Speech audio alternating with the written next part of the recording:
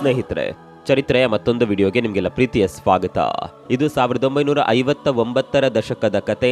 ಆಗಷ್ಟೇ ನಮ್ಮ ಭಾರತ ದೇಶದಲ್ಲಿ ಮೊಟ್ಟ ಮೊದಲ ಬಾರಿಗೆ ಟಿವಿ ಪ್ರಸಾರ ಸೇವೆ ಆರಂಭವಾದದ್ದು. ಆಗ ತಂತ್ರಜ್ಞಾನವು ಅಷ್ಟೇನು ದೊಡ್ಡ ಮಟ್ಟಿಗೆ ಅಭಿವೃದ್ಧಿಯಾಗಿರಲಿಲ್ಲ. ವ್ಯಾಪಾರ ವ್ಯವಹಾರವಂತೂ ಅಷ್ಟಕ್ಕಷ್ಟೇ. ಒಂದು ಸಣ್ಣ ಟ್ರಾನ್ಸ್ಮಿಟರ್ ಹಾಗೂ ತಾತ್ಕಾಲಿಕ ಸ್ಟುಡಿಯೋ ಒಂದೇ ಇತ್ತು. ಅಸಮರ್ಪಕ ವ್ಯವಸ್ಥೆಯ ಕಾರಣದಿಂದ ಕೇವಲ ನಿರ್ದಿಷ್ಟ ಪ್ರದೇಶಗಳಲ್ಲಷ್ಟೇ ಟಿವಿ ಪ್ರಸಾರ ಸಾಧ್ಯವಾಗ್ತಾ ಇತ್ತು. 80-90ರ ದಶಕದ ತಲೆಮಾರಿಗೆ ಮನೆಯ ಮೇಲ್ಚಾವಣಿಯಲ್ಲಿದ್ದ ದೊಡ್ಡ ಆಂಟನದ ನೆನಪು ಇರಬಹುದು. ಹೌದು, ಬಾಲ್ಯದಲ್ಲಿ ನಾವೆಲ್ಲರೂ ಟಿವಿ ಮಾಧ್ಯಮದ ಮೂಲಕ ಕಾರ್ಯಕ್ರಮಗಳನ್ನ ವೀಕ್ಷಣೆ ಮಾಡ್ತಾ ಇದ್ದಿದ್ದು ಈ ಆಂಟನದ ಮೂಲಕವೇ. ಮನೆಯ ಮೇಲ್ಚಾವಣಿಯಲ್ಲಿ ಇರಿಸಿದ್ದ ಆಂಟೆನಾ ಹಾಗೂ ನೆಲದಲ್ಲಿ ಇರಿಸಿದ್ದ ಟ್ರಾನ್ಸ್ಮಿಟರ್ನಿಂದ ಸಿಗ್ನಲ್ ನೇರವಾಗಿ ಮನೆಯ ಒಳಗೆ ಇದ್ದ ಟಿವಿಗೆ ತಲುಪುತ್ತಿತ್ತು. ಒಂದು ವೇಳೆ ಮಳೆ ಅಥವಾ ಹವಾಮಾನ ವೈಪರೀತ್ಯ ಉಂಟಾದರೆ ಪ್ರಸಾರವಾಗುತ್ತಿದ್ದ ಕಾರ್ಯಕ್ರಮವು ನಿಂತು ಹೋಗ್ತಾ ಇತ್ತು. ಆಗ ಮನೆಯ ಒಬ್ಬ ಸದಸ್ಯ ಚಾವಣಿಗೆ ಹೋಗಿ ಆಂಟೆನವನ್ನ ಸರಿ ಮಾಡ್ತಾ ಇದ್ರು. ಅಷ್ಟೇ ಅಲ್ಲ, ಇದ್ರ ಜೊತೆಗೆ ಆಂಟೆನವನ್ನ ಅತ್ತ ಇತ್ತ ತಿರುಗಿಸುತ್ತಾ ಬಂತ ಅನ್ನುವ ಕೂಗು ಮಾತ್ರ ಬಹಳಷ್ಟು ಜೋರಾಗಿತ್ತು. ಮತ್ತೆ ಪುನಃ ಸಿಗ್ನಲ್ ದೊರಕಿ ಕಾರ್ಯಕ್ರಮ ಪ್ರಸಾರವಾಗುತ್ತಿದ್ದಾಗ ಸಿಗುತ್ತಿದ್ದಂತಹ ಸಂತೋಷಕ್ಕೆ ಪದಗಳೇ ಇಲ್ಲ. ಸ್ನೇಹಿತರೆ, ಅಂದಿನ ಕಾಲದಲ್ಲಿ ಟಿವಿ ಶ್ರೀಮಂತರ ಮನೆಗಳಲ್ಲಿ ಮಾತ್ರ ಕಂಡುಬರುತ್ತಿತ್ತು. ಟಿವಿ ಅಂದ್ರೆ ಆಗ ಕೇವಲ ಮನರಂಜನೆ ಮಾತ್ರ ಆಗಿರಲಿಲ್ಲ, ಬದಲಾಗಿ ಮನರಂಜನೆಗಿಂತಲೂ ಹೆಚ್ಚು ಶಿಕ್ಷಣ ಹಾಗೂ ಸಾರ್ವಜನಿಕ ಜಾಗೃತಿಗಾಗಿ ಬಳಸಲಾಗ್ತಾ ಇತ್ತು. ಆದರೆ ಕಾಲಕ್ರಮೇಣ ಪರಿಸ್ಥಿತಿಗಳು ಬದಲಾಗತೊಡಗಿದವು. 80ರ ದಶಕದ ಕೊನೆಗೆ ದೂರದರ್ಶನದಲ್ಲಿ ಸುದ್ದಿಗಳ ಜೊತೆಗೆ ಶಿಕ್ಷಣ ಕಾರ್ಯಕ್ರಮಗಳು ಪ್ರಸಾರವಾಗತೊಡಗಿತು. ಜೊತೆಗೆ ಈ ಅವಧಿಯಲ್ಲಿ ರಾಮಾಯಣ ಹಾಗೂ ಮಹಾಭಾರತದಂತಹ ಐತಿಹಾಸಿಕ ಕಾರ್ಯಕ್ರಮಗಳು ಹಾಗೂ ಮನೆಯಲ್ಲಿರುವ ಹೆಂಗಳೆಯರಿಗೆ ಅಂತ ಮನರಂಜನಾ ಧಾರಾವಾಹಿಗಳು ಪ್ರಸಾರವಾಗತೊಡಗಿದವು. ಕ್ರಮೇಣ ಟಿವಿಯು ಮಧ್ಯಮ ವರ್ಗದ ಮನೆಗಳಲ್ಲೂ ಸ್ಥಾನ ಗಿಟ್ಟಿಸಿಕೊಂಡಿತು. ಆದರೆ ಟಿವಿ ಉದ್ಯಮವು ಸಂಪೂರ್ಣವಾಗಿ ಪ್ರಗತಿ ಪಥದಲ್ಲಿರಲಿಲ್ಲ. ಇದಕ್ಕೆ ಕಾರಣ ಆಗಿನ ಕಾಲದಲ್ಲಿ ದೇಶದೊಳಗೆ ಟೆರೆಸ್ಟ್ರಿಯಲ್ ವಿಧಾನದ ಮೂಲಕ, ಅಂದರೆ ಭೂ ಆಧಾರಿತ ಪ್ರಸಾರ ಪದ್ಧತಿಯ ಮೂಲಕ ಟಿವಿ ಪ್ರಸಾರ ನಡೆಯುತ್ತಿತ್ತು. ಇದು ಸಂಪೂರ್ಣ ಉಚಿತವಾಗಿದ್ದರಿಂದ 1991ರವರೆಗೆ, ಅಂದರೆ ಸುಮಾರು 32 ವರ್ಷಗಳ ಕಾಲ ಭಾರತ ದೇಶದಾದ್ಯಂತ ಇದ್ದ ಕೇವಲ ಒಂದೇ ಒಂದು ಟೆಲಿವಿಷನ್ ಚಾನೆಲ್ ಅಂದರೆ ಅದು ದೂರದರ್ಶನ ಮಾತ್ರವಾಗಿತ್ತು. ಆದರೆ 1991ರ ಆರ್ಥಿಕ ಸುಧಾರಣೆಯ ನಂತರ ಭಾರೀ ಬದಲಾವಣೆಗಳು ಆರಂಭವಾದವು. ಖಾಸಗಿ ಪ್ರಸಾರಕ ಸಂಸ್ಥೆಗಳು ಮಾರುಕಟ್ಟೆಗೆ ಪ್ರವೇಶಿಸಿದವು. ಜೊತೆಗೆ ಭಾರತದಲ್ಲಿ ಕೇಬಲ್ ಟಿವಿ ಸೇವೆಗಳು ಕೂಡ ಪ್ರಾರಂಭವಾಯಿತು.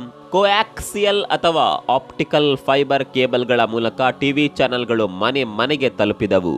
ಕೇಬಲ್ ಟಿವಿ ಬಂದ ನಂತರ ಟಿವಿ ಉದ್ಯಮದಲ್ಲಿ ಬಹುಮಟ್ಟಿಗೆ ಸಕಾರಾತ್ಮಕ ಬದಲಾವಣೆಗಳು ಸಂಭವಿಸಿದವು. ಮೊದಲು ಜನರಿಗೆ ಕೇವಲ ದೂರದರ್ಶನವನ್ನಷ್ಟೇ ನೋಡುವ ಆಯ್ಕೆ ಇತ್ತು. ಆದರೆ ಯಾವಾಗ ಕೇಬಲ್ ಟಿವಿಗಳು ಕಾಲಿಟ್ಟವು, ಆನಂತರ G TV, star plus, Discovery, cartoon network ಮುಂತಾದ ಅನೇಕ ಹೊಸ ಚಾನೆಲ್ಗಳು ಲಗ್ಗೆ ಇಟ್ಟವು. ಆ ಮೂಲಕ ಈ ಎಲ್ಲಾ ಚಾನೆಲ್ಗಳಿಂದ ವಿವಿಧ ಕಾರ್ಯಕ್ರಮಗಳನ್ನ ನೋಡುವಂತಹ ದಿನಗಳು ಪ್ರಾರಂಭವಾದವು.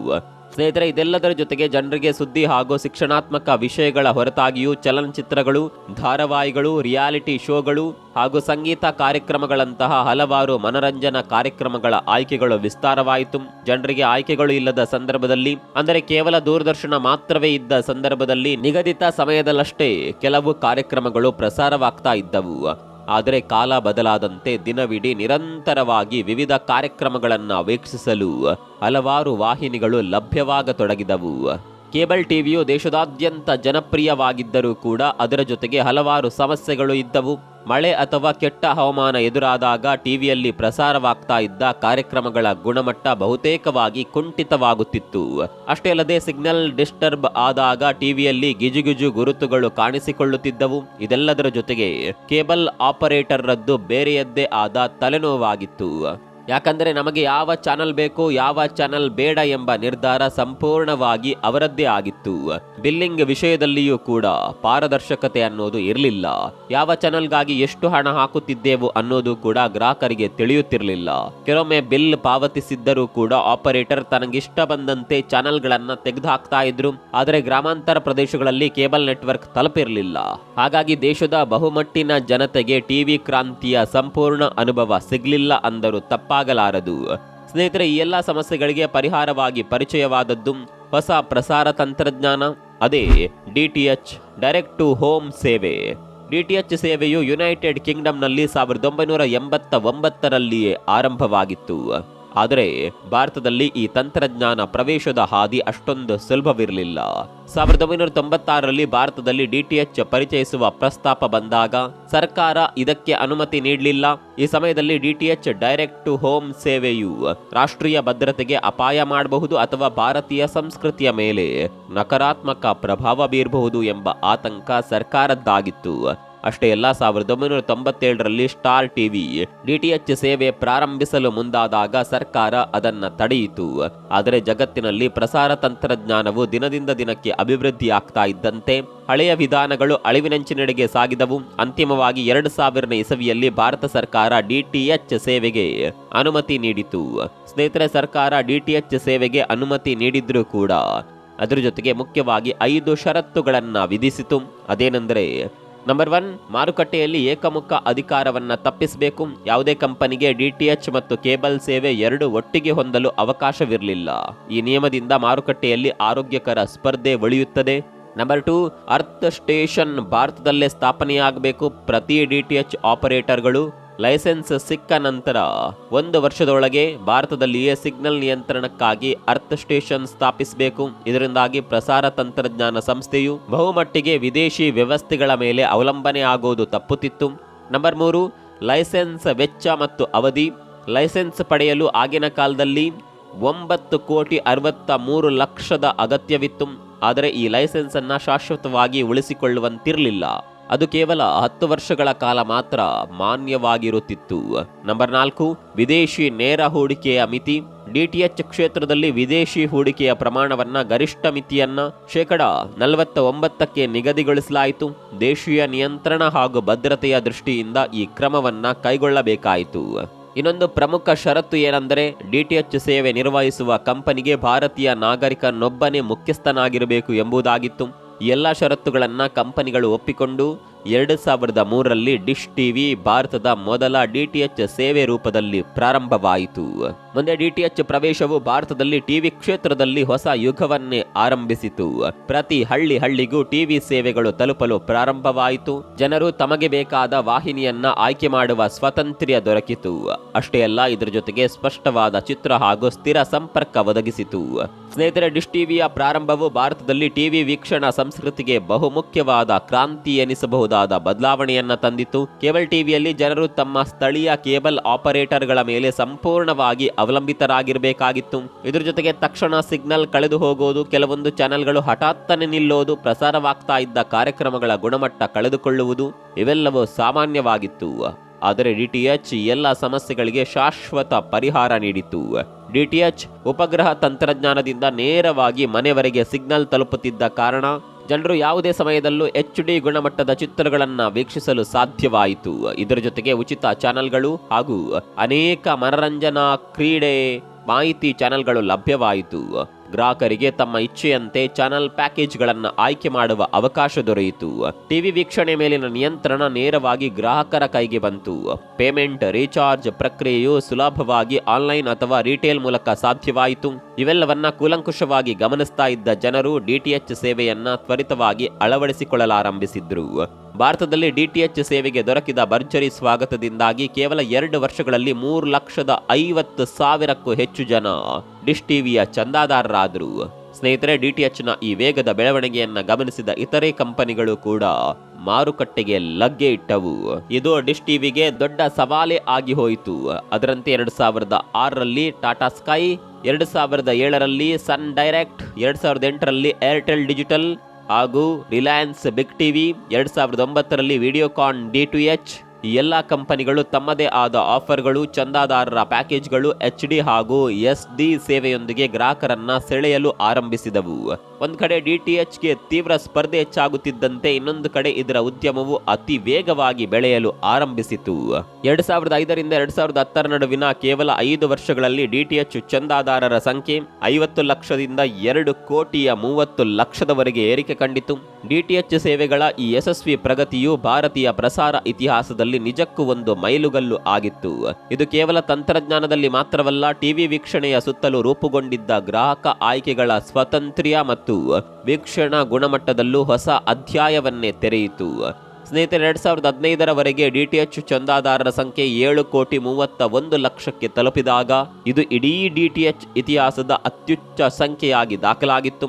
ಆದರೆ ಇದೇ 2015ರ ಅಂತ್ಯದ ವೇಳೆಗೆ ಅತ್ಯಂತ ಸಂಚಲನಕಾರಿ ಘಟನೆಯಿಂದ ಎಲ್ಲವೂ ತಲೆ ಕೆಳಗಾದಂತಾಯಿತು. ಹೌದು, 2015ರ ನಂತರ ಅಂದ್ರೆ 2016ರ ವೇಳೆಗೆ ಡಿಟಿಎಚ್ ಸೇವೆ ಬಳಸುವ ಜನಸಂಖ್ಯೆ 1.5 ಕೋಟಿ ಜನರಿಂದ ಇಳಿಕೆ ಕಂಡಿತು. ಡಿಟಿಎಚ್ ಸೇವೆಯ ಕುಸಿತ ಪ್ರಾರಂಭವಾಯಿತು. OTT ಪ್ಲಾಟ್ಫಾರ್ಮ್ಗಳ ಪ್ರವೇಶ ಇದಕ್ಕೆ ಪ್ರಮುಖ ಕಾರಣ. 2015-16ರಿಂದ ಆರಂಭವಾಗಿ ಭಾರತದಲ್ಲಿ ಹಾಟ್ಸ್ಟಾರ್, ನೆಟ್ಫ್ಲಿಕ್ಸ್, ಅಮೆಜಾನ್ ಪ್ರೈಮ್ ಹಾಗೂ ZEE5, Sony live, Jio cinema ಮುಂತಾದ ಹಲವು OTT ಮಾಧ್ಯಮಗಳು ಮಾರುಕಟ್ಟೆಗೆ ಪ್ರವೇಶಿಸಿದವು. ಈ ಪ್ಲಾಟ್ಫಾರ್ಮ್ಗಳು ಟಿವಿಯ ಅಸ್ತಿತ್ವಕ್ಕೆ ಹಲವಾರು ಸವಾಲುಗಳನ್ನು ಎಸೆದವು. ಈ ಪ್ಲಾಟ್ಫಾರ್ಮ್ಗಳಲ್ಲಿ ಅನುಕೂಲಕರ ಸಮಯದಲ್ಲಿ ಜಾಹೀರಾತುಗಳಿಲ್ಲದ ನಿರಂತರವಾಗಿ ಯಾವುದೇ ಶೋ, ಸಿನಿಮಾ ವೀಕ್ಷಿಸಲು ಸಾಧ್ಯವಿದೆ. ಬೇಕಾದ ಭಾಷೆಯೊಂದಿಗೆ ಮೊಬೈಲ್, ಟ್ಯಾಬ್, ಲ್ಯಾಪ್ಟಾಪ್ನಲ್ಲಿ ಎಲ್ಲಿಂದ ಬೇಕಾದರೂ ವೀಕ್ಷಿಸಲು ಸಾಧ್ಯ. ಇವೆಲ್ಲವೂ ಇಂದಿನ ಜನರ ಅರ್ಥಾತ್ ಬ್ಯುಸಿ ಜಗತ್ತಿನ ಆಸೆಗಳಿಗೆ ತಕ್ಕಂತೆ ಹೊಂದುತ್ತಿದ್ದವು. ಇದರ ಮಧ್ಯೆ OTT ಪ್ಲಾಟ್ಫಾರ್ಮ್ಗಳು ಬೆಳೆಯುತ್ತಿರುವಾಗ ಡಿಟಿಎಚ್ ಕಂಪನಿಗಳ ಮಾರುಕಟ್ಟೆ ತೀವ್ರ ಹೊಡೆತ ಅನುಭವಿಸಿತ್ತು. ಅದರ ಪರಿಣಾಮವಾಗಿ ಇಂದು DD Free Dish, Tata Play, Dish TV, Airtel Digital TV, Sun Direct ಎಂಬ 5 ಡಿಟಿಎಚ್ ಕಂಪನಿಗಳು ಮಾತ್ರ ಉಳಿದಿದೆ. ಅದರಲ್ಲೂ ಟಾಪ್ನಲ್ಲಿ ಇದ್ದು ಉಳಿದಿರುವ ಏಕೈಕ ಕಂಪನಿ ಅಂದ್ರೆ ಡಿಡಿ ಫ್ರೀ ಡಿಶ್. ಯಾಕಂದ್ರೆ ಇದು ಸರ್ಕಾರಿ ಸಹಾಯಧನ ಮತ್ತು ಉಚಿತ ಸೇವೆ ಹೊಂದಿರುವ ವಾಹಿನಿಯಾಗಿದೆ. ಸ್ನೇಹಿತರೆ, ಇವುಗಳ ಮಧ್ಯೆ Reliance Big TV independent TV ಆಗಿ ಪರಿವರ್ತನೆಗೊಂಡು 2019ರಲ್ಲಿ ಸ್ಥಗಿತಗೊಂಡಿತು. ಈ ವಿಡಿಯೋಕಾನ್ D2H 2018ರಲ್ಲಿ ಡಿಶ್ ಟಿವಿ ಜೊತೆಗೆ ವಿಲೀನಗೊಂಡು ಈಗ D2H ಎಂಬ ಹೆಸರಿನ ಮೂಲಕ ತನ್ನ ಕಾರ್ಯನಿರ್ವಹಿಸ್ತಾ ಇದೆ. ಇತ್ತೀಚಿನ ಡೇಟಾದ ಪ್ರಕಾರ 2023ರ ಜೂನ್ ತನಕ ಭಾರತದಲ್ಲಿ 6,21,70,000 ಮಂದಿ ಡಿಟಿಎಚ್ ಸೇವೆ ಬಳಸುತ್ತಿದ್ದರು. ಆದರೆ ಕೇವಲ 3 ತಿಂಗಳಲ್ಲಿ ಈ ಸಂಖ್ಯೆಯು 5,83,00,000ಕ್ಕೆ ಇಳಿಯಿತು. ಅಂದ್ರೆ 22 ಲಕ್ಷಕ್ಕೂ ಹೆಚ್ಚು ಚಂದಾದಾರರು ಡಿಟಿಎಚ್ ಸೇವೆಯನ್ನ ಕೈಬಿಟ್ರು. ಇನ್ನು ಮುಂದೆ ಡಿಟಿಎಚ್ ನ ಭವಿಷ್ಯದ ಬೆಳವಣಿಗೆ ಬಹಳಷ್ಟು ಕಠಿಣವಾದದ್ದು ಅನ್ನೋದು ಇದರಿಂದ ಸ್ಪಷ್ಟವಾಗಿ ಗೋಚರಿಸ್ತಾ ಇದೆ. ಇತ್ತೀಚಿನ ಪ್ಲಾಟ್ಫಾರ್ಮ್ಗಳ ಪ್ರಗತಿಯ ಹೊಸ್ತಿನಲ್ಲಿ ಡಿಟಿಎಚ್ ತನ್ನತನವನ್ನ ಉಳಿಸಿಕೊಳ್ಳುವುದೇ ದೊಡ್ಡ ಸಾಧನೆಯಾಗಿದೆ. ಒಂದೆಡೆ OTT ಪ್ಲಾಟ್ಫಾರ್ಮ್ಗಳ ತೀವ್ರ ಪ್ರಭಾವ ಡಿಟಿಎಚ್ ನ ಮುಂದಿನ ದಾರಿಗೆ ಕಂಟಕವಾದರೆ, ಮತ್ತೊಂದು ಕಡೆ ಮೊಬೈಲ್ ಡೇಟಾ ದರ ಇಳಿಕೆ, ಸ್ಮಾರ್ಟ್ ಟಿವಿಗಳತ್ತ ಜನರ ಒಲವು, ಕಸ್ಟಮೈಸ್ ಮಾಡಿದ OTT ಪ್ಯಾಕೇಜ್ಗಳು ಡಿಟಿಎಚ್ ನ ಪ್ರಗತಿಯ ಹಾದಿಗೆ ಮುಳ್ಳಾದವು. ಯಾವುದೇ ತಂತ್ರಜ್ಞಾನವೇ ಆದರೂ ಸರಿ, ಅವು ಕಾಲಾನುಸಾರವಾಗಿ ಬದಲಾಗುತ್ತಿರುತ್ತವೆ ಅನ್ನೋದು ಡಿಟಿಎಚ್ ನ ಮೂಲಕ ಕಲಿತ ದೊಡ್ಡ ಪಾಠವಾಗಿದೆ. OTT ಪ್ಲಾಟ್ಫಾರ್ಮ್ಗಳು ಹೊಸ ಯುಗವನ್ನ ಮುನ್ನಡೆಸುತ್ತಿವೆ. ಇದರ ಜೊತೆಗೆ ಡಿಟಿಎಚ್ ಇನ್ನೂ ಕೂಡ ತನ್ನ ಸ್ಥಾನಕ್ಕಾಗಿ ಹೋರಾಡುತ್ತಾನೇ ಇದೆ. ಸ್ನೇಹಿತರೆ, ಮೊದಲು ನಾವು ಒಂದು ಟಿವಿ ಶೋ ನೋಡಲು ನಿಶ್ಚಿತ ಸಮಯಕ್ಕೆ ಅವಲಂಬಿತರಾಗುತ್ತಿದ್ದೆವು. ಆದರೆ OTT ಪ್ಲಾಟ್ಫಾರ್ಮ್ಗಳು ಬಂದ ಬಳಿಕ ಟಿವಿ ಇಂಡಸ್ಟ್ರಿಯ ಚಿತ್ರಣವೇ ಬದಲಾಗಿ ಬಿಟ್ಟಿತು. OTTಯಲ್ಲಿ ನಮ್ಮ ಇಚ್ಛೆಯ ಅನುಸಾರ ಯಾವುದೇ ವಿಷಯವನ್ನ ಯಾವಾಗ ಬೇಕಾದರೂ ಎಲ್ಲೆಂದರಲ್ಲಿ ಹಾಗೂ ಯಾವುದೇ ಡಿವೈಸ್ನಿಂದ ವೀಕ್ಷಿಸಬಹುದಾಯಿತು. ಈ ಸಂದರ್ಭದಲ್ಲಿ OTT ಒಂದು ಮೇಜರ್ ಗೇಮ್ ಚೇಂಜರ್ ಆಗಿ ಮೂಡಿ ಬಂದಿತು. ಯಾಕಂದ್ರೆ OTTಗಾಗಿ ಸೆಟಪ್ ಬಾಕ್ಸ್ನ ಅವಶ್ಯಕತೆ ಇರಲಿಲ್ಲ. ಆಂಟನಾ ಅಳವಡಿಸುವ ಹಾಗೂ ಅದನ್ನ ಇತ್ತಿಂದತ್ತ ತಿರುಗಿಸುವ ಕಿರಿಕಿರಿ ಇಲ್ಲ. ಇನ್ಸ್ಟಾಲೇಷನ್ ಸೌಲಭ್ಯಗಳ ಅಗತ್ಯವೇ ಇಲ್ಲ. ಹಾಗೂ ಮುಖ್ಯವಾಗಿ ಟಿವಿಯ ಅಗತ್ಯವೂ ಇಲ್ಲ. ಕೇವಲ ಒಂದು ಮೊಬೈಲ್ ಇದ್ದರೆ ಸಾಕು, ಜಗತ್ತಿನ ಯಾವ ಮೂಲೆಯ ವಿಷಯವನ್ನ ಬೇಕಾದರೂ ನೋಡಬಹುದು. ಒಂದು ವೇಳೆ DTH ತೆಗೆದುಕೊಂಡರೂ ಪ್ರತಿ ಮಾಸ 500 ರೂಪಾಯಿ ರೀಚಾರ್ಜ್ ಮಾಡಿ ಅದೇ ಚಾನೆಲ್ಗಳು, ಅದೇ ಕಾರ್ಯಕ್ರಮಗಳನ್ನು ನೋಡಬೇಕಾಗ್ತಿತ್ತು. ಆದರೆ OTTಯಲ್ಲಿ ಬಹಳ ಕಡಿಮೆ ಬೆಲೆಗೆ ಯಾವುದೇ ಸೆನ್ಸಾರ್ ಇಲ್ಲದ ನೂರಾರು ಹೊಸ ಶೋಗಳು, ಸಿನಿಮಾಗಳು, ವೆಬ್ ಸೀರೀಸ್ಗಳು ಹಾಗೂ ವಿಭಿನ್ನ ಪ್ರಕಾರಗಳ ವಿಷಯಗಳು ಜನರ ಕೈ ಸೇರಿದವು. 2016 ನಂತರ DTH ಚಂದಾದಾರರ ಸಂಖ್ಯೆ 5.85 ಕೋಟಿಗೆ ಇಳಿಯಲು ಇವೆಲ್ಲವೂ ಪ್ರಮುಖ ಕಾರಣ. ಸ್ನೇಹಿತರೆ, ಆದರೂ ಕೂಡ ನಮ್ಮ ದೇಶದ ಕೆಲವರು ಮನರಂಜನೆಗಾಗಿ ಟಿವಿಯ ಮೇಲೆ ಅವಲಂಬಿತರಾಗಿದ್ದರು. ಯಾಕಂದ್ರೆ ಆ ಸಮಯದಲ್ಲಿ OTT ಇನ್ನೂ ಕೂಡ ತನ್ನ ಆರಂಭಿಕ ಹಂತದಲ್ಲಿತ್ತು. ಆಗ OTT ಪ್ಲಾಟ್ಫಾರ್ಮ್ಗಳಲ್ಲಿ ಎಕ್ಸ್ಕ್ಲೂಸಿವ್ ವಿಷಯ ಕಡಿಮೆ ಇತ್ತು. ಪ್ರಮುಖವಾಗಿ ಹಳೆ ಟಿವಿ ಶೋಗಳು ಮತ್ತು ಮೂವಿಗಳೇ ಇದ್ದವು. ಅದರಲ್ಲೂ ಬಹುತೇಕ ವಿದೇಶಿ ವಿಷಯ, English web series, Hollywood movies ಇತ್ಯಾದಿಗಳೇ ಇದ್ದವು. ಜೊತೆಗೆ ತುಂಬಾ ಜನರ ಬಳಿ ಸ್ಮಾರ್ಟ್ ಫೋನ್ಗಳೇ ಇರಲಿಲ್ಲ. ಕೆಲವು ಜನರಿಗೆ OTT ಅಂದ್ರೇನು ಅನ್ನೋದೇ ಗೊತ್ತಿರಲಿಲ್ಲ. ಇದರ ಪರಿಣಾಮವಾಗಿ DTH ಚಂದಾದಾರರ ಸಂಖ್ಯೆ ಇಳಿಕೆಯಾಗುತ್ತಾ ಏರಿಕೆಯಾಗುತ್ತಾ ತೂಗಾಡುತ್ತಿತ್ತು. 2019ರಲ್ಲಿ ಕುಸಿತ ಕಂಡ DTH ಸೇವೆ ಮತ್ತೆ ಏರಿಕೆಗೆ ಬಂದಿತು. ಯಾಕಂದ್ರೆ ಅದೇ ವರ್ಷ ಭಾರತೀಯ ದೂರಸಂಪರ್ಕ ನಿಯಂತ್ರಣ ಪ್ರಾಧಿಕಾರವು ಹೊಸ ಟ್ಯಾರಿಫ್ ಆರ್ಡರ್ ಹೊರತಂದಿತು. ಇದರಲ್ಲಿ ಗ್ರಾಹಕರು ತಾವು ಇಚ್ಛಿಸಿದ ಚಾನೆಲ್ಗಳನ್ನು ಆಯ್ಕೆ ಮಾಡಿಕೊಳ್ಳಬಹುದೆಂಬ ನಿಲುವು ಹೊಂದಿದ್ದರು. ಇದರಿಂದ ನಮ್ಮ ತಿಂಗಳ ಬಿಲ್ ಇನ್ನಷ್ಟು ಕಡಿಮೆ ಆಗಬಹುದು ಎಂದು ಎಲ್ಲರೂ ಭಾವಿಸಿದ್ರು. ಆದರೆ ವಾಸ್ತವವಾಗಿ ಬಿಲ್ನ ಏರಿಕೆ ಕಂಡಾಗ ಜನರು ಹತಾಶರಾದರು. ಅನೇಕರಿಗೆ ಒಂದು ಸಮಯದಲ್ಲಿ ಬಿಲ್ 300 ರಿಂದ 400 ರೂಪಾಯಿಯಿಂದ 500 ರಿಂದ 700 ರೂಪಾಯಿಗೆ ಏರಿಕೆ ಆಯಿತು. ಈ ಕಾರಣದಿಂದ 2019 ನಂತರ ಸುಮಾರು 2 ಕೋಟಿ ಜನರು DTH ಸಂಪರ್ಕವೇ ತೆಗೆಯಲು ಪ್ರಾರಂಭಿಸಿದ್ರು. ಸ್ನೇಹಿತರೆ, 2019 ನಂತರ ಒಂದು ಮಹಾಮಾರಿ ಕೊರೋನಾ ಇಡೀ ಜಗತ್ತನ್ನೇ ತಲ್ಲಣಿಸಿತು. 2020ರಲ್ಲಿ ಕೊರೋನಾ ಲಾಕ್ಡೌನ್ ಪ್ರಾರಂಭವಾಯಿತು. ಇದರಿಂದ ಟಿವಿ ಲೋಕದ ಶೂಟಿಂಗ್ಗಳು ನಿಲ್ಲಿಸಲ್ಪಟ್ಟವು. ಮಾಧ್ಯಮಗಳಲ್ಲಿ ಹೊಸ ಎಪಿಸೋಡ್ಗಳಿಲ್ಲ. ಒಮ್ಮೆ ನೋಡಿದ ಸೀರಿಯಲ್ಗಳು ಮತ್ತೆ ಪುನರಾವರ್ತ. ಹಾಗಾಗಿ ಜನರು ಮತ್ತೆ OTT ಹಾಗೂ ಸೋಷಿಯಲ್ ಮೀಡಿಯಾ ಪ್ಲಾಟ್ಫಾರ್ಮ್ಗಳೆಡೆಗೆ ಅವಲಂಬಿತರಾದರು. OTT ಮತ್ತು ಸೋಷಿಯಲ್ ಮೀಡಿಯಾ ಮನರಂಜನೆಯ ಹೊಸ ಅಧ್ಯಾಯವಾಗಿ ಮೂಡಿಬಂದಿತು. ಇಂದು ಸಾವಿರಾರು ಕಾಂಟೆಂಟ್ ಕ್ರಿಯೇಟರ್ಗಳು YouTube, Instagram reels, Facebook videos ಮುಂತಾದ ಪ್ಲಾಟ್ಫಾರ್ಮ್ಗಳಲ್ಲಿ ಮಿಂಚುತ್ತಾ ಇದ್ದಾರೆ. ಕಡಿಮೆ ಸಮಯದಲ್ಲಿ ಹೆಚ್ಚಿನ ಮನರಂಜನೆಯನ್ನ, ಮಾಹಿತಿಗಳನ್ನ ಹಂಚುತ್ತಿದ್ದಾರೆ. ಇದು ಜನರ ಮಾಧ್ಯಮ ನೋಟದ ಶೈಲಿಯನ್ನೇ ಶಾಶ್ವತವಾಗಿ ಬದಲಾಯಿಸಿಬಿಟ್ಟಿತು. ಇದರ ಜೊತೆಗೆ ಫೈಬರ್ ಬ್ರಾಡ್ಬ್ಯಾಂಡ್ ಸೇವೆಗಳ ಆರ್ಭಟ ಜೋರಾಯಿತು. Jio fibre, Airtel Xstream fibre, ACT fibre net ಮುಂತಾದವುಗಳು ಹೈ ಸ್ಪೀಡ್ ಇಂಟರ್ನೆಟ್ ನೀಡಲು ಪ್ರಾರಂಭಿಸಿದವು. ಈ ಪ್ಯಾಕೇಜ್ಗಳೊಂದಿಗೆ OTT ಸಬ್ಸ್ಕ್ರಿಪ್ಷನ್ ಕೂಡ ಉಚಿತವಾಗಿ ನೀಡಲು ಶುರು ಮಾಡಿದ್ರು. Jio Hotstar, prime video, Netflix ಮುಂತಾದ ಕಡಿಮೆ ದರ್ಜೆಯ ಪ್ಲಾನ್ಗಳ ಮಧ್ಯೆ DTH ಮಾರುಕಟ್ಟೆ ಅಸ್ತಿತ್ವಕ್ಕಾಗಿ ಹೋರಾಟ ನಡೆಸ್ತಾ ಇದೆ. ಅದರ ಬೆಳವಣಿಗೆಯ ಕಾಲ ಗತದ ಹಾದಿಯತ್ತ ಸಾಗಿದೆ ಅಂದರೂ ತಪ್ಪಾಗಲಾರದು. ಸ್ನೇಹಿತರೆ, ಈ ಹೈ ಸ್ಪೀಡ್ ಇಂಟರ್ನೆಟ್ ಬಂದ ಬಳಿಕ ಜನರಿಗೆ ಟಿವಿಯ ಮುಂದೆ ಕುಳಿತು ರಿಮೋಟ್ ಒತ್ತೋದೇ ಕಷ್ಟವಾಗಿ ತೋಚಿತು. ಬದಲಾಗಿ Netflix, Hotstar, Amazon prime video ಎಲ್ಲವೂ ಮೊಬೈಲ್ನಲ್ಲಿ, ಲ್ಯಾಪ್ಟಾಪ್ನಲ್ಲಿ ಸುಲಭವಾಗಿ ನೋಡಲು ಸಾಧ್ಯವಾಗುವಂತಾಯಿತು. ಆದರೆ ಇಲ್ಲಿ DTH ಆಪರೇಟರ್ಗಳಿಗೆ ಮತ್ತೊಂದು ದೊಡ್ಡ ಸವಾಲಾಗಿ ಪರಿಣಮಿಸಿದ್ದು DD ಫ್ರೀ ಡಿಶ್. ಕೇವಲ 2,000 ರೂಪಾಯಿಗೆ ಸೆಟಪ್ ಬಾಕ್ಸ್, ಆಂಟನಾ ಖರೀದಿಸಿಬಿಟ್ರೆ ಜೀವನ ಪೂರ್ತಿ ಉಚಿತ ಸೇವೆ ಇದರ ಮುಖ್ಯ ಸೌಲಭ್ಯವಾಗಿದೆ. ಈಗಲೂ 4.5 ಕೋಟಿಗೂ ಹೆಚ್ಚು ಜನರು ಇದನ್ನ ಬಳಸ್ತಾ ಇದ್ದಾರೆ. ಈಗ ಎಲ್ಲರ ಪ್ರಶ್ನೆ, ಭವಿಷ್ಯದಲ್ಲಿ DTH ಉಳಿಯುತ್ತಾ ಅನ್ನೋದು. DTH ಉದ್ಯಮ ಬದುಕಬಹುದು, ಆದರೆ ಬೆಳವಣಿಗೆ ಹೊಂದಲು ಸಾಧ್ಯವಿಲ್ಲ. ಯಾಕಂದ್ರೆ ಹೊಸ ತಲೆಮಾರಿಗೆ ಟಿವಿ, ಯೂಟ್ಯೂಬ್ ಅಥವಾ ಇನ್ಸ್ಟಾಗ್ರಾಮ್ ಮುಖ್ಯವಾಗಿ ಬೇಕಾಗಿರೋದು. ಅದೇ ರೀತಿ ಭವಿಷ್ಯದಲ್ಲಿ ಯೂಟ್ಯೂಬ್ ಕೂಡ ಇರಬಹುದು ಅನ್ನುವ ಖಾತರಿ ಇಲ್ಲ. ಯಾಕಂದ್ರೆ ವೆಬ್ 3.0 ಎಂಬ ಹೊಸ ಯುಗದತ್ತ ನಾವೆಲ್ಲರೂ ಹೆಜ್ಜೆ ಇಡುತ್ತಿದ್ದೇವೆ. ಇಂದಿನ ದಿನದಲ್ಲಿ ನಾವು ಬಳಸುತ್ತಿರುವ ವೆಬ್ 2.0ದಲ್ಲಿ ನಾವು ರಚಿಸಿರುವ ಪ್ರತಿಯೊಂದು ವಿಷಯವೂ ಯೂಟ್ಯೂಬ್, ಇನ್ಸ್ಟಾಗ್ರಾಮ್ ಅಥವಾ ಫೇಸ್ಬುಕ್ ನಂತಹ ಸೆಂಟ್ರಲೈಸ್ಡ್ ಪ್ಲಾಟ್ಫಾರ್ಮ್ಗಳ ನಿಯಂತ್ರಣದಲ್ಲಿರುತ್ತೆ. ನಮ್ಮ ಅನುಮತಿ ಇಲ್ಲದೆ ಇದಕ್ಕೆ ಸಂಬಂಧಪಟ್ಟ ಸಂಸ್ಥೆ ನಾವು ಹಾಕಿದ ಕಾಂಟೆಂಟ್ ಅನ್ನ ತೆಗೆದು ಹಾಕಬಹುದು, ಮಾನಿಟೈಸ್ ಮಾಡಬಹುದು. ಆದರೆ ವೆಬ್ 3.0 ಯುಗದಲ್ಲಿ ಇದು ಡಿಸೆಂಟ್ರಲೈಸ್ಡ್ ಆಗಿರುತ್ತೆ. ನಾವು ಕ್ರಿಯೇಟ್ ಮಾಡುವ ಪ್ರತಿಯೊಂದು ವಿಡಿಯೋ, ಆಡಿಯೋ, ಸ್ಕ್ರಿಪ್ಟ್ ಅಥವಾ ಬರಹ ನಿಮ್ಮ ಮಾಲೀಕತ್ವದಲ್ಲೇ ಇರುತ್ತದೆ. ನಾವು ಬಯಸಿದವರಿಗೆ ಮಾತ್ರ ಶೇರ್ ಮಾಡಬಹುದು. ಸ್ನೇಹಿತರೆ, ಇಂದು ಕೇವಲ ತಂತ್ರಜ್ಞಾನದಲ್ಲಿ ಬದಲಾವಣೆಯ ಕಾಲ ಮಾತ್ರ ಅಲ್ಲ, ಕ್ರಿಯೇಟರ್ಗಳ ಸ್ವಾತಂತ್ರ್ಯದ ಹೊಸ ಅಧ್ಯಾಯ ಕೂಡ. ನೋಡಿದ್ರಲ್ಲ ಸ್ನೇಹಿತರೆ, ಇಂದು DTH ತನ್ನ ಅಸ್ತಿತ್ವವನ್ನು ಉಳಿಸಿಕೊಳ್ಳಬೇಕಾದರೆ ಎಷ್ಟೆಲ್ಲ ಶ್ರಮ ಪಡಬೇಕೆಂದು. ಇಂದಿನ ಈ ವಿಡಿಯೋದ ಬಗ್ಗೆ ನಿಮ್ಮ ಅಭಿಪ್ರಾಯವನ್ನು ಕಾಮೆಂಟ್ ಮಾಡಿ. ನಿಮ್ಮ ಮನೆಯಲ್ಲೂ ಕೂಡ DTH ಬಳಕೆಯಲ್ಲಿದ್ದರೆ ಯಾವ DTH ಅನ್ನು ನೀವು ಬಳಸ್ತೀರಾ ಅನ್ನೋದನ್ನು ಕಾಮೆಂಟ್ ಮಾಡಿ. ಮತ್ತೊಂದು ವಿಡಿಯೋ ಸಿಗೋಣ. ಅಲ್ಲಿವರೆಗೂ ನಮಸ್ಕಾರ.